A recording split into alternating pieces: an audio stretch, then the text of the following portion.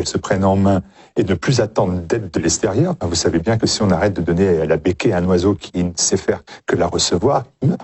Non, mais l'Afrique, les Africains sont capables de vivre. Les Africains, à travers le temps, à travers l'histoire, ont montré qu'ils avaient traversé diverses épreuves. Le problème, c'est que nous avons imposé un mode de développement à l'Afrique. C'est cela. Développement, ce n'est pas la coopération. Quand De Gaulle a donné l'indépendance à ces pays africains, il ne leur a jamais promis le développement.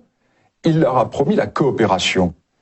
Or, la coopération s'est transformée en développement. Qui dit développement par rapport à nos modèles.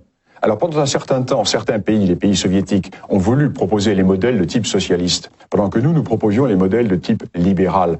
Tous ont échoué. Le drame, c'est que tous ces modèles plaqués sur l'Afrique sont des modèles qui sont des modèles étrangers à l'Afrique. Pourquoi ? Car ce sont des modèles qui reposent sur des expériences individualistes. Or, l'Afrique, les Afriques, sont des parties communautaires. Vous ne pouvez pas greffer des prunes sur un palmier, même si vous mettez 3 tonnes d'engrais. Le porte-greffe, ça ne fonctionne pas. Les Africains ne sont pas des Européens pauvres à la peau noire. Ils ont leur civilisation, ils ont leur façon de penser.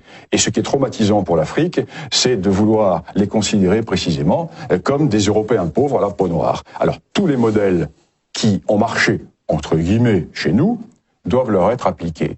La démocratie, les droits de l'homme, le libéralisme, etc.